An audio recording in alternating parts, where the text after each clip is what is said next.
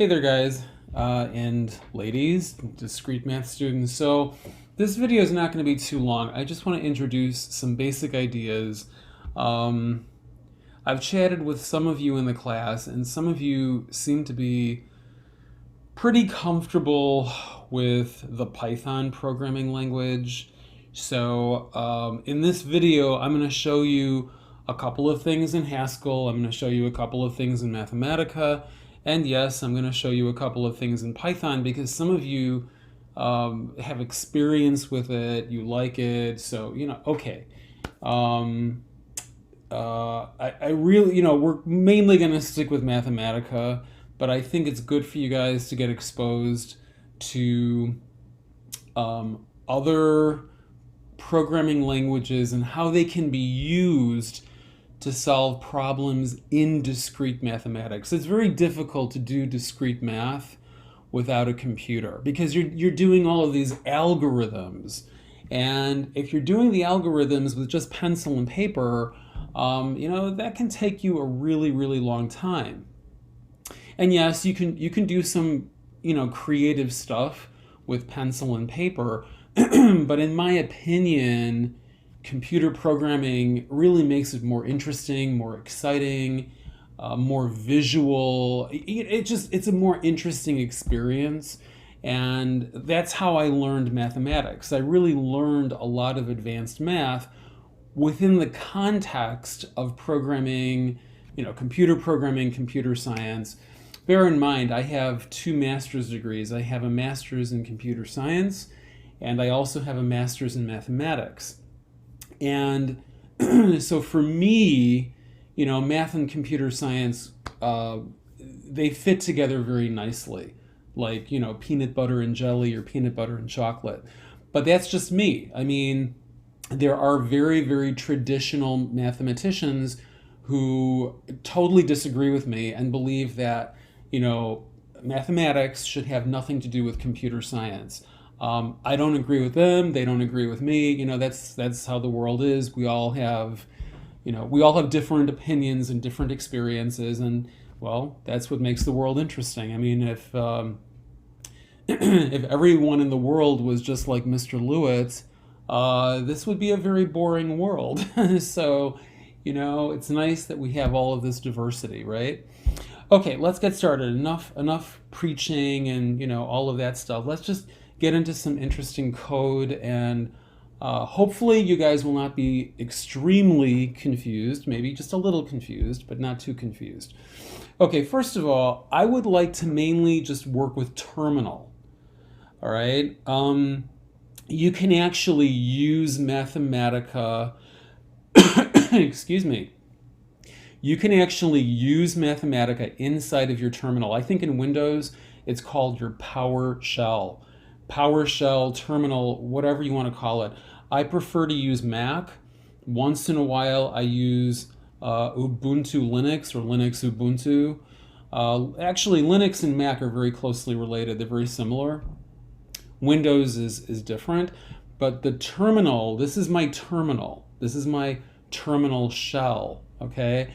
So Mac has the terminal, Linux also has a terminal, and like I said, if you're using Windows, it's called your PowerShell, which is really the same thing as the terminal. Okay, it's just called a PowerShell. Okay, whatever. So first of all, if you're using Mathematica in your terminal, all you have to do is type Wolfram, and there you go. It's really simple. Now, if this command does not work, if the Wolfram command doesn't work, what that means basically is the Wolfram command is part of your Mathematica application, but for some reason, when Mathematica was installed on your computer, this command, this application within the application, was not part of your path. So what am I talking about? What is the path? Let me quit this for a moment.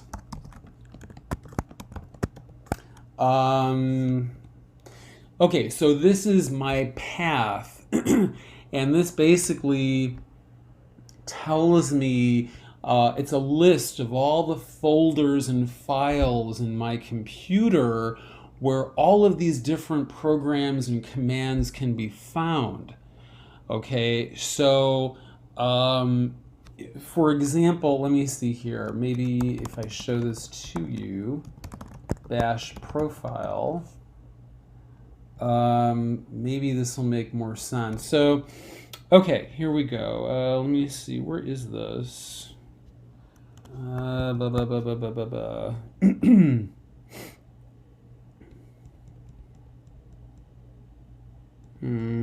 Here we go. So alias Wolfram.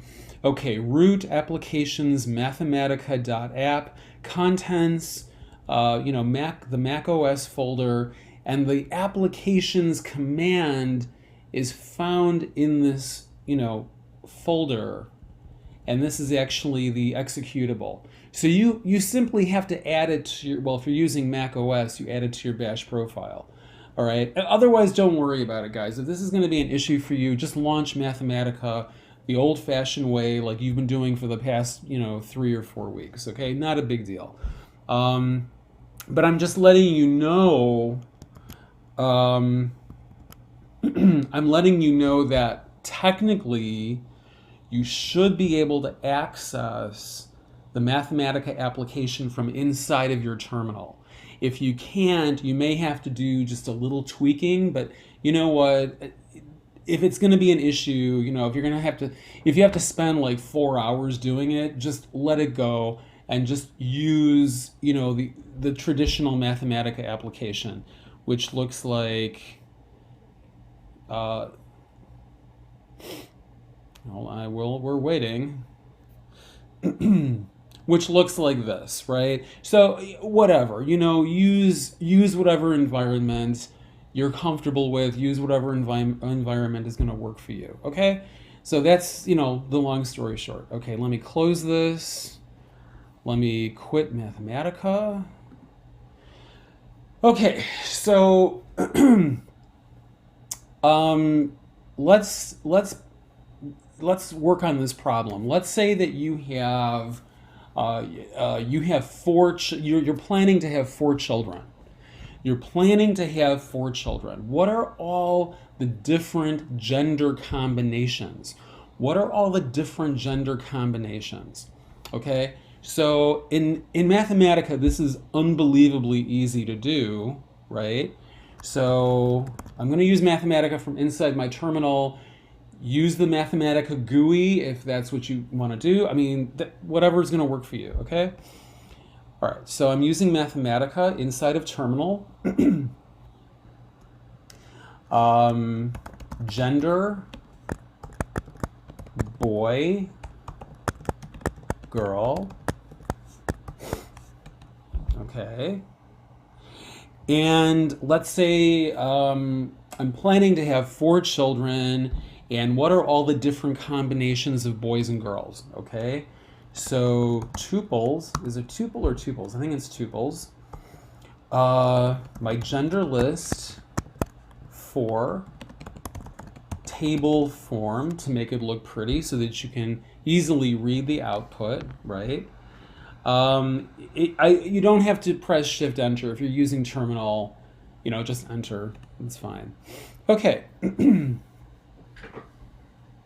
So we see here, boy, boy, boy, boy, boy, boy, boy, girl, boy, boy, girl, boy. Okay, these are all the different combinations. Now, how many combinations do we have? Okay, so let's see. Let me remove table form. Let me see. I'm going to call this variable for children. Why is... Okay, never mind. Okay, so there's my list of lists, and each sublist represents a different set of 4 children, correct? How long is that list? Length, 4 children. 16, or if I prefer, I could do it like this. 4 children, length. excuse me, this is called postfix notation. This is postfix notation. Okay, so I can see that there are 16 different arrangements. There are 16 different combinations. So for example, here, all 4 of my children are boys. Okay, here, all 4 of my children are girls. Here, let's see, I have 2 boys and 2 girls. I have the first child is a boy, the last child is a boy, the middle 2 children are girls, so on and so forth. Okay, I have 3 girls and 1 boy here. The third child is a boy, and the other children are girls. So these are all of the different arrangements. These are all of the different arrangements, okay? I really hope this is very clear to everyone, okay? This should be very, very clear. Now, let's move over to Python. Now, everyone thinks that Python is, oh, this really, easy programming language. Well, let me tell you something. That's a lot of false advertising, because Python is sometimes just as complicated as any other programming language. So what I'm going to show you is, it could confuse some of you. I hope it doesn't. And I don't want to explain every single line of code, because if I do, this video is going to become unbearably long. But just take a look at what I'm doing and copy it down yourselves, experiment with it. And if you have questions, feel free to email me or Google it, or you can always look it up. You can look it up yourself using Google or, Stack Overflow or something like that, okay? All right, so I'm gonna quit the Mathematica application from inside terminal, clear my screen. Let's go to IPython, which is a particular implementation of Python. All right, so let me see if I remember how to write this function. It's a little confusing. So I'm going to call it def enumerate, and these are my choices. And my choices will be, the boy and the girl, okay? So we're going to have a function. Well, first of all, I'm going to call this my buffer, none times the length of choices. Okay, so none is like Python's version of null. Java has null, which basically means no value, right? I think C++ uses null as well. I believe C uses null as well. I know for a fact Java uses null because I used to do a lot of Java programming. Okay, so Python doesn't have null, it has none, which is equivalent, okay? So I'm going to start with a list or an array. In Python, there's not a big difference between arrays and lists. In Python, they're very similar. Not exactly the same, but they're very, very similar. So I'm going to start with this list of nones. And in case you're wondering, okay, hold on one second. I don't want to spend a huge amount of time on this, but none times 10, what does that do? Well, that's going to give me a list of 10 nones. 1 times 10 will give me a list of 10 ones, etc., etc. You get the idea. Okay. Enumerate choices. Buffer is going to be none times the length of my choices. Okay. I'm going to have a function inside of a function. This is going to be loop. This function is going to look a little crazy. Okay. So if k is equal to the length of choices, then yield buffer copy. We're not going to return it, we're going to yield it, because we're actually producing something called a generator. Yield is used to produce a generator in Python. All right, and I'm not going to get into that right now. It's a little complicated. Don't worry, I'm not going to test you on this. This is just FYI, for your information, for your personal enrichment. I'm not testing you on this. This is not part of your final grade. So if you don't understand it, just chill out and relax, okay? This is to make you a better mathematics student, a better mathematician, and ultimately a better programmer. I'm not testing you on this, so if you're freaking out, just sit back, take a deep breath, and just please chill out, okay? All right, so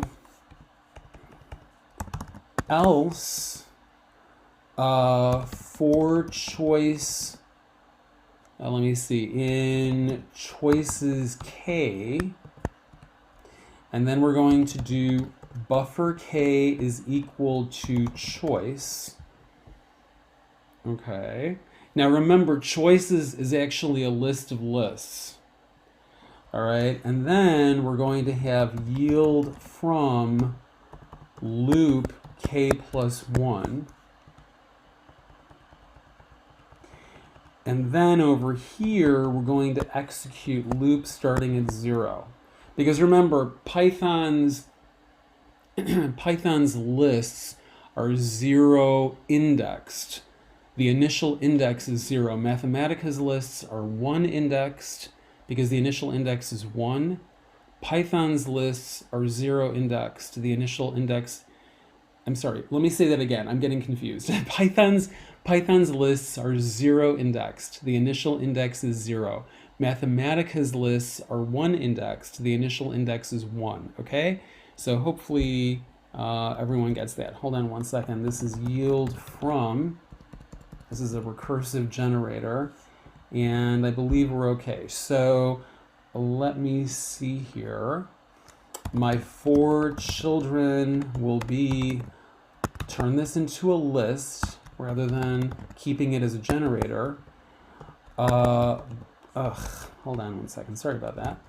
Boy, girl, for K in range 4. 4 children. Okay, so this looks pretty good. We could, well, okay, I want to keep this relatively simple. Well, let me see here. Could we, no, let's keep this kind of, well, hold on one second. We could make this a little bit more interesting. For K in range, well, first of all, hold on one second. What is the length of this? What is the length of 4? It should be 16. So we could do something like this. For K in range 16, which gives me a list of numbers from 0 to 15, we are going to do print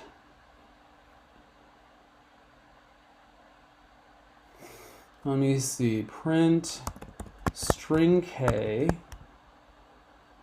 and then we're going to do for children K, and let me see if that gives me what I, you know what I want. Hold on one second.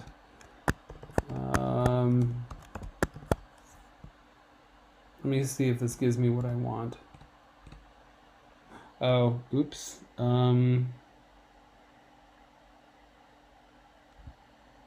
Oh, you know what? Hold on one second. Sorry about that. I'm getting Python and Haskell confused. Let me see if this works. Oh, almost, not quite. String K plus 1. Okay, there we go. So this is my first combination. Okay, this is my first combination. I have 4 boys. This is my second combination. You know, the first 3 children are boys. The last child is a girl. And then I have 2 boys. I have a girl, a boy. I have 2 boys, 2 girls. You can see all the different combinations. There's a total of 16 combinations. And you can see that this is the function that you would use to generate all of those different possibilities. But remember, the enumerate function returns what is called a generator. And you want to turn that generator into a list so that you can conveniently review the results of the enumeration, okay? Now, actually, to be quite honest with you, I think this is much easier to do in Haskell. I think Python here, for this particular problem, I think Python is kind of complicated. I think doing it in Haskell is much easier. So why don't we take a look at that in Haskell? Okay, so let me exit out of here. Now let's take a look at Haskell. Okay, let me clear my screen here so that it looks a little bit nicer. So here I'm going to use something called applicative notation. It's called applicative notation, and I don't want to get into a big lecture of what that means right now. If you want more information, Google it or please email me and I'll try to help you understand it the best I can. If you're really interested in learning Haskell, I strongly recommend this book, Haskell from the Very Beginning. I think his name is John Whittington. Okay, that's a very good book. Another good book is Learn You a Haskell for Great Good. And I believe the guy's name is Moran Lipovica. I believe that's his name. Learn You a Haskell for Great Good by Moran Lipovica, and also Haskell from the Very Beginning by John Whittington. These are both really good books, and they're not extremely hard. I mean, parts of them can be a little bit challenging, but they're books basically written for beginners. They're not books written for, professional computer scientists. They're books written, for a bright, motivated new person, a bright, motivated person who is new to programming, but who wants, to learn something about Haskell, okay? And you just need to be, a motivated, self-disciplined person and have an interest in programming. These books are not written for professional computer engineers or professional computer scientists. Some Haskell books are. Those can be really complicated, okay? But these two books they're perfect for beginners who, really just want to learn the basics of Haskell. Okay, so how do I figure out the 4 children problem? It's unbelievably simple. Unbelievably simple. So 4 children is equal to pure. I'm going to have A, B, C, D because I want to have 4 children. So that's why I have 4 variables in my lambda function. This is called a lambda function. A, B, C, D. And this is the angle bracket star angle bracket. That is applicative notation. And applicative is actually a class. It's a class with instances. The list data type is actually an instance of the applicative class. And the list instance inherits all of the functions or methods from the applicative class. So I have to admit, this is where Haskell is sort of like C++ and Java. In some ways Haskell is totally different from C++ and Java, but when it comes to classes and type classes and interfaces and stuff like that, Haskell is actually it does have a lot in common with C++ and Java in that particular area. In other areas, Haskell is like 180 degrees away from C++ and Java. Okay, so we're going to have well, here, before I do this, let me just make this easy for myself. So gender is equal to a list, boy girl. These are my genders, okay? Okay, it's a string list, type of gender. Okay, it's a string list or a list of characters. Okay, it's a list of characters, which is the same thing as a string list. Info string, as you can see, type string, it's actually an alias for a list of characters. So a list of characters is actually a string list, okay? Excuse me. For children is equal to pure, because Haskell deals a lot with pure functions, and this is a pure function. Okay, A, B, C, D. Use any letters you like, but they have to be lowercase letters. I'm using applicative notation here, gender,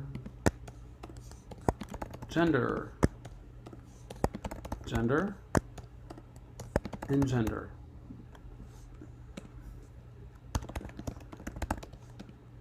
Okay, very simple. Actually, I think this was more complicated in Python, right? So let's see what this looks like. Map M print for children.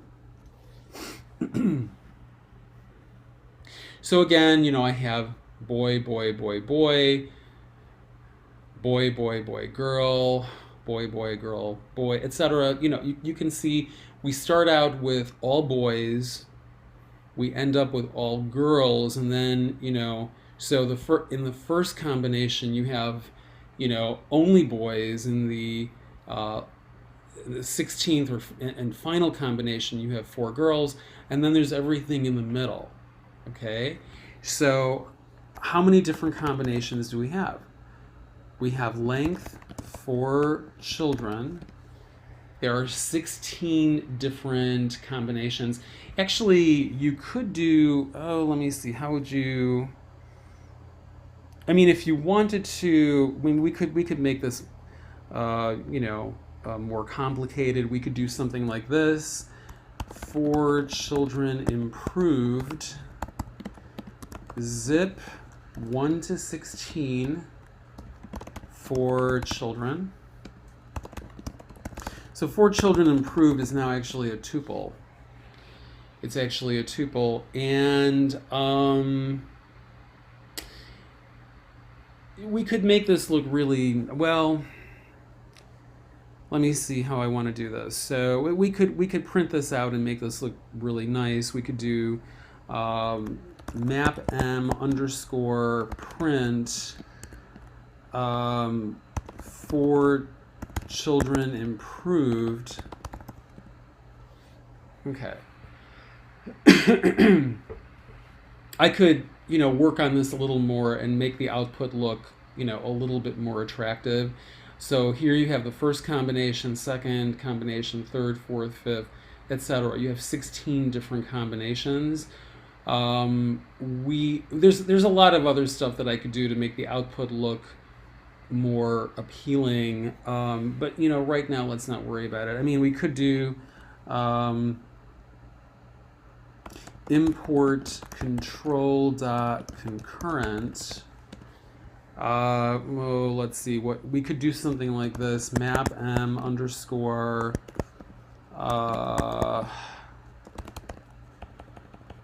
do print X, and then thread delay. I believe this is in is it in I think it's in milliseconds. So this would be, is it 100,000? I think that would be 1/10, or no, that's in microseconds. So it would be 100,000 microseconds, 1/10 of a second. And for children improved, there we go. And you could make that slower. Instead of 1/10 of a second, we could make it, a 1/4 of a second.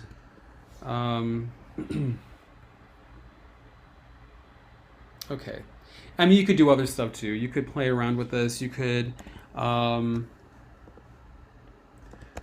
whoops, sorry about that. Put stir line, add a new line, and I want to go to my next command, and then to go to the next command, I would use those two angle brackets, put stir line.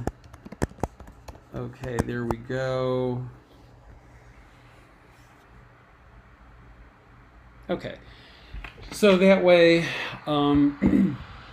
you can see your 16 different possibilities. You could do the same thing for one child, for two children, 3, 4, 5 children, 6 children. Now, obviously, as the number of children increases, you know, your commands, your functions become larger and larger and more complicated, and then you have to think of more creative ways to deal with the problem so that, you know, you're not writing an unbelievable amount of code.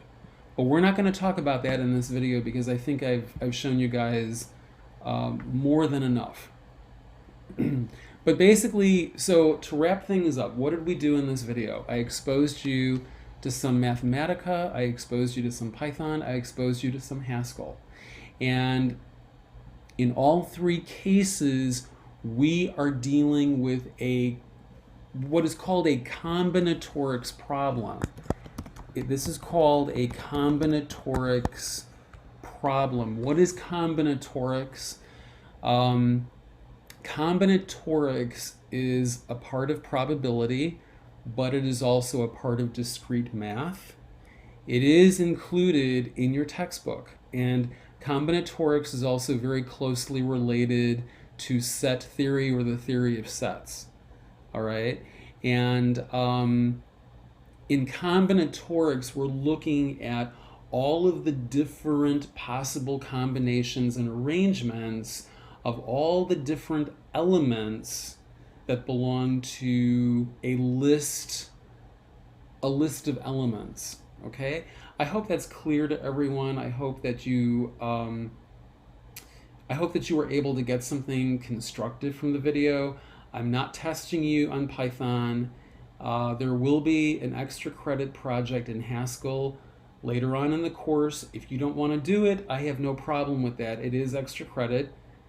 However, I strongly encourage you to become more comfortable with Mathematica because you will definitely need it in the rest of this course.